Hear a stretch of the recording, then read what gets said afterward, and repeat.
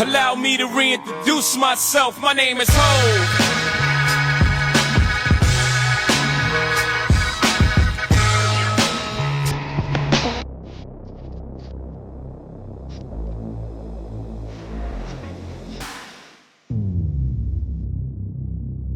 Houston police arrived at 2113 Kingston Street at 5:26 in the evening on May 4th, 2026, for what was logged as a welfare check.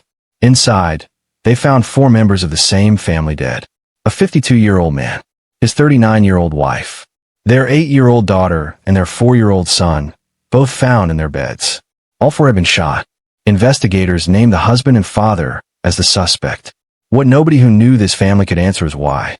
The Mitchell family had not been heard from since Sunday night. The Mitchell had spoken with friends on the evening of May 3rd, relaxed, present, making plans, with no sign that anything was wrong. But by Monday, the silence had stretched long enough that the people closest to this family knew something was off. The family's babysitter had been trying to reach them since the night before. Thy sister, Lai Mai, was doing the same.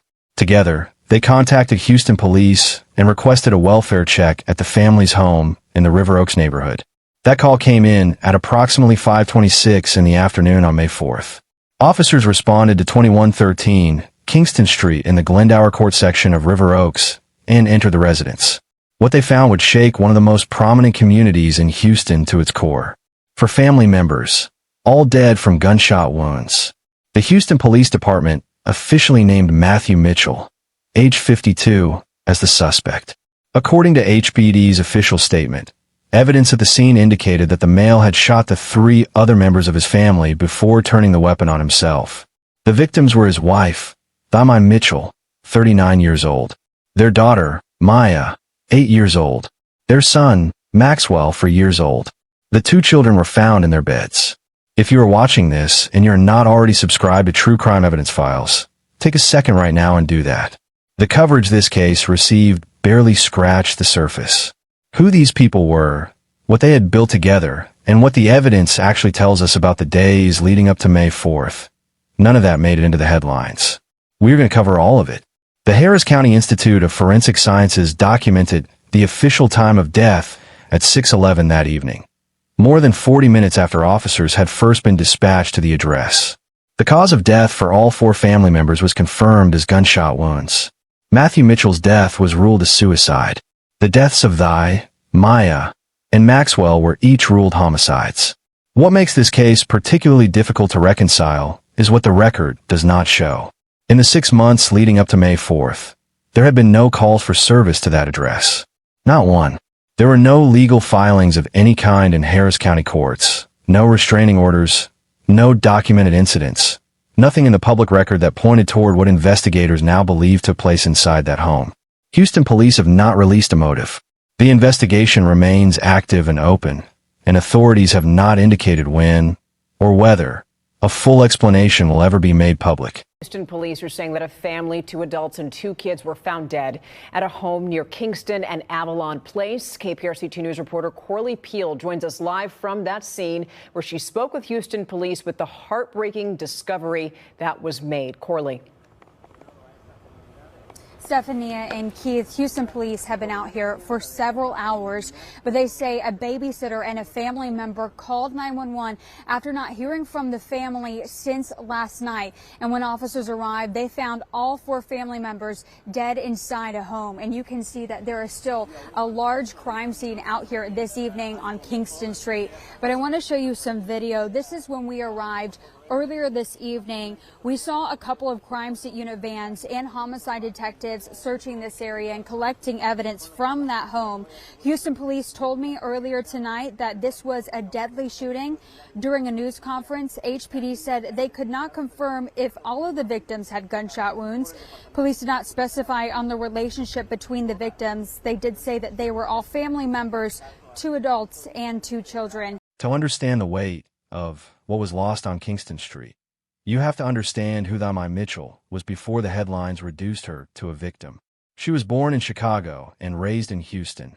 First-generation Vietnamese American, daughter and granddaughter of women who ran a small Vietnamese restaurant in the city. She grew up working weekends there, learning the industry before she had a formal name for what she was doing. That foundation stayed with her. She earned her undergraduate degree from the University of Houston and a master's degree in human relations and employee relations from Penn State University, then took on HR and operations leadership roles at multiple Fortune 500 companies in hospitality and retail. She was building a successful corporate career, but she was not built for a ceiling. She co-founded Traveler's Table and Traveler's Cart with Matthew, turning their shared passion for international food and culture into two of Houston's most recognized restaurants. In 2023, she launched Foreign Fare, a travel-inspired clothing line debuted with a fashion show held inside Traveler's Table. She served on the board of the Greater Houston chapter of the Texas Restaurant Association, was selected by her peers as the 2025 Greater Houston Restaurateur of the Year, and the week before she died, she hosted a TRA board meeting that drew 50 restaurateurs to the restaurant she had built. In February 2026, Thigh appeared on a Houston public radio program to discuss the financial pressures facing the restaurant industry. Forward-looking, articulate, fully present. Days before May 4th, she posted a video on Instagram of herself and Maya spending an afternoon shopping for dresses for Maya's upcoming wedding in Boston.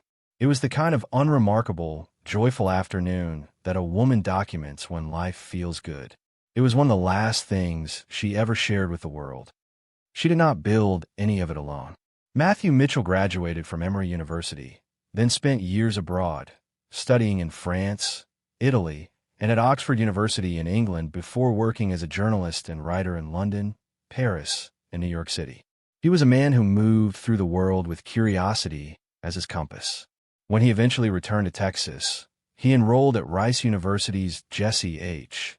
Jones School of Management and entered the pharmaceutical industry, eventually becoming president and CEO of the Texas Center for Drug Development, a clinical research company based in Houston. He held that role for 14 years, and then he walked away from all of it. He enrolled in culinary school at the Art Institute of Houston, earned a degree in culinary arts, and worked in a number of well-known Houston restaurants before he and I opened Traveler's Table in 2019, a globally inspired restaurant on Westheimer Road in the Montrose neighborhood. Its menus drawn directly from the couple's travels around the world. Thigh once described travel as the very foundation of their relationship, the experience that had shaped both of their lives and careers, and the concept at the heart of everything they built together. Matthew had no social media presence. None. In a world where every business owner and entrepreneur documents their life online, Matthew Mitchell kept himself entirely off the grid. Thigh had spoken about this publicly, noting that when they first met, she was half convinced he was hiding something, because no one had zero social media in 2010 unless they had something to hide. He was just a man, as it turned out, who preferred books and newspapers to timelines and feeds. What the people around them saw, right up until the end, was a couple operating at the top of their game. Just weeks before the deaths, Thigh and Matthew were working with colleagues on a new menu tied to the upcoming World Cup. There were plans. There was momentum. And on the outside, there was nothing that looked like an ending. That is the part that makes this case so difficult to process. From every angle that the public, the community, and even the people closest to this family could see, everything pointed to a life that was still being built, still gaining momentum, still adding chapters. On April 24th, 10 days before the welfare check, I posted a video on Instagram joking about aging, writing that Matthew believed they would grow old together, and they would, but she was Asian, so she probably would not look like it. It was the kind of thing a couple shares when they feel settled enough to laugh at the future. It turned out to be one of the last public moments the two of them shared. Matthew was supposed to have dinner with friends on the evening of May 4th. The same evening, Houston police were processing the scene on Kingston Street. His friends were at a table waiting for him somewhere in the city. By the time anyone understood what had happened, they were not waiting anymore. In the days that followed, some in Houston's restaurant community pointed to the financial pressures of running restaurants in 2026, rising labor costs, insurance, supply costs, and rent as potential context. But Eric Sandler, who had covered the Mitchells closely, was direct. There was no indication those pressures played any role in what happened. That matters, because it removes one of the few threads anyone was reaching for. Trang Liu, a fellow Houston restaurateur and friend, wrote about Matthew publicly after the news broke. She said she could not imagine what had been going through his head, that whatever it was, it must have been too much to think straight. That is not a defense. It is an honest attempt, from someone who knew him, to find meaning where meaning refuses to be found. Because what the people who love this family are left with is not evidence of a crisis they missed. It is the absence of evidence entirely. There was nothing in Nye's public presence, in her conversations, in her posts, in the plans she was making, nothing that read like a woman who knew what was coming. And there was nothing in Matthew's visible life that told the story of what may have been happening privately. That gap between what was seen and what was real is the part that cannot be closed. What changed between Sunday night and Monday afternoon has not been officially explained. It may never be. And that absence of explanation is part of what this community will carry. What the babysitter understood, before anyone else did, was that this particular silence was not normal. The Mitchells were not people who went quiet. There were always plans in motion, always messages, always something being organized or confirmed. Since the previous evening, no one outside that home had been able to make contact. The babysitter did not wait any longer. That call, made alongside Nye's parallel attempt to reach her sister, is what set every subsequent event in motion. By the time Houston police secured the scene, the case moved to the HPD Homicide Division. In a murder-suicide where the alleged perpetrator has not survived, there is no suspect to interview and no arrest to pursue. What investigators have is a scene, a body of physical evidence, and the task of reconstructing a timeline from documentary records alone. Detectives collected the firearm, pulled communications record from the days leading up to May 4th, and gathered statements from people who had been in contact with the family in the preceding days, friends, colleagues, those who had spoken with Nye on Sunday evening and found nothing out of the ordinary. Nye addressed the public the following day. In a Facebook post, she wrote that the family was heartbroken to share that her sister Nye and her beloved children, Maya and Max, had passed away. She asked for privacy. She did not name Matthew. She did not describe the circumstances. It was the statement of a woman acknowledging what could not yet be fully spoken. The hospitality group associated with the restaurants confirmed the identities of the deceased before the formal forensic process had concluded. News spread through Houston in stages, first through family, then through the restaurant group, then through the growing memorial that began forming on Kingston Street as friends arrived with flowers and photographs, gathering outside the home where 4 people had been found. A community that had celebrated this family was now standing outside their door, trying to process what it meant that they were gone. Houston police have continued working the case. Officials have stated that anyone with information relevant to the investigation is asked to contact the HPD Homicide Division at 713-308-3600. If you have stayed with us this far, stay with us for the second half, because what comes next is the part this story has not finished telling. The restaurants, the staff, the tributes from people who built their careers alongside Nye Mitchell, and the harder question of what this case reveals about the gap between a life that looks whole and whatever is happening underneath it. Do not go anywhere. All right, it was going to be a long day, so I had to be packed and prepared to be ready for anything. Let's go. First stop, set up my clothes at a spa. Thank you for your help, Mary Kim, and more to come. Then headed to the Osprey Women's Summit in downtown Houston. Didn't know what to expect. Parked on the street, met these beautiful women, Jen and Madison. Look how cute they are. Angelique and I got to style 9 women, and they all rocked their looks. Then hubby and I had to stop by the Culture Map event in Houston. Traveler's Cart was representing as one of the vendors. Had to get one of the American roadside burgers, as well as a peri-peri chicken sandwich. Had so much fun walking around, checking out some of the other vendors. And here I am, back at our other restaurant, Traveler's Table. In most homicide cases, the legal process provides something: a charging document, a courtroom, a verdict read aloud, a sentence imposed, a formal accounting that places the events of a crime inside a structure of official consequence. In the case of the Mitchell family, there is none of that. Matthew Mitchell is deceased.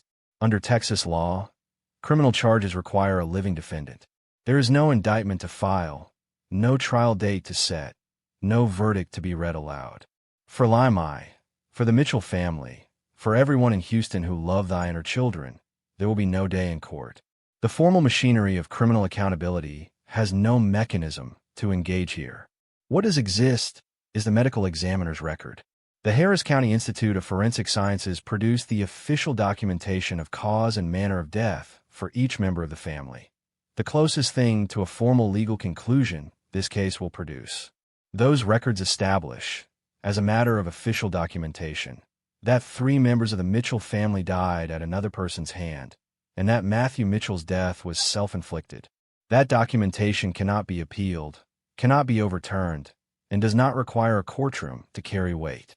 What the investigation can still produce is context.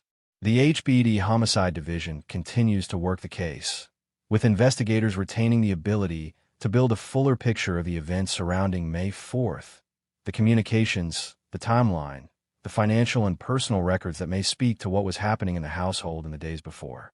Whether those findings will ever be made public has not been addressed by authorities. Multiple credible sources have reported that Di Mitchell was pregnant at the time of her death. Houston police have not officially confirmed this detail in any public statement, and it has not been addressed in the public findings released by the Harris County Institute of Forensic Sciences. It remains reported but unconfirmed, a detail that, if accurate, adds a dimension to this loss that has no adequate frame of reference. What the Mitchell family is left with, legally, is a record and a silence. The record confirms what happened. The silence is everything the system was not built to answer. And in cases like this one, that silence is its own kind of weight. Where the legal system fell silent, Houston did not. The morning after the Mitchell family was found, the staff of Traveler's Table and Traveler's Cart showed up for work. They clocked in. They opened the kitchens. They served the community that Di and Matthew had spent years building, because that is what Di had built, a place where people showed up for each other, a team that understood what showing up meant, and a culture that turned employees into people who felt the weight of carrying something forward. Ryan Brown, the company's longtime director of operations, stepped in to lead both restaurants through the days that followed. On May 6th, the restaurants released a formal statement thanking the staff who had continued showing up through what it called an immense loss, asking the community for unity and respect, and committing to remain open in honor of what the Mitchells had created. The statement closed by invoking the traveler's legacy, a phrase that captured, in 2 words, the intention behind everything this couple had built. South House PR, which had represented the restaurants, described Di as someone who was always on her own journey, always looking for the next adventure, a devoted mother and businesswoman whose loss left the people who had worked alongside her completely devastated. Emily Williams Knight, in extending her earlier remarks, said the tragedy had reminded the hospitality industry that it is more than workplaces, that it is a community, and that the right way to honor Di's memory was to continue showing up for one another. Lacoste Rasrijuan, a Thai restaurant owner who had built her business alongside Di in the same city over the same years, wrote that Di had a way of lifting people's spirits wherever she went, that they had shared the highs and the unbearable pressures of building something from nothing. Gloria Benedict, from Houston's fashion community, remembered her as someone who was amazing to work with and genuinely had a vision, a quality, she said, that was rarer than it should be. The tributes came from across Houston's hospitality world, restaurateurs, chefs, fashion colleagues, and people who had eaten at her tables or simply sat across from her at an industry meeting and walked away feeling like something in the room had shifted. Ronnie Nguyen, co-owner of Roostar Vietnamese Grill, was among those who paid public tribute to the family. The response was not manufactured grief. It was a community that had genuinely lost one of its own, and knew it. The Mitchell case is, in many ways, a case the system was never designed to prevent. Research into murder-suicides consistently shows that the majority of these cases occur without documented domestic violence history, without prior police contact, and without the warning signs that intervention systems are built to detect. They happen inside homes that look, from every accessible angle, like homes where people are fine. The absence of a visible record is not an anomaly in cases like this. It is the pattern. This matters because it reframes what the Mitchell case represents. It is not a story about a community that failed to see something it should have caught. It is a story about the limits of what is visible from the outside, and the particular danger of suffering that never surfaces in any form anyone around it can act on. The people who knew Di Mitchell were not negligent. They were in contact with her the night before she died and found nothing alarming. The colleagues who had worked alongside her and Matthew in recent months did not miss obvious signs. There were no obvious signs to miss. What existed was something that stayed entirely inside, whatever had been building privately in those final weeks, and it left no trace on the exterior life that everyone around them could see. A woman planning a wedding outfit with her daughter. A man expected at a dinner table with friends.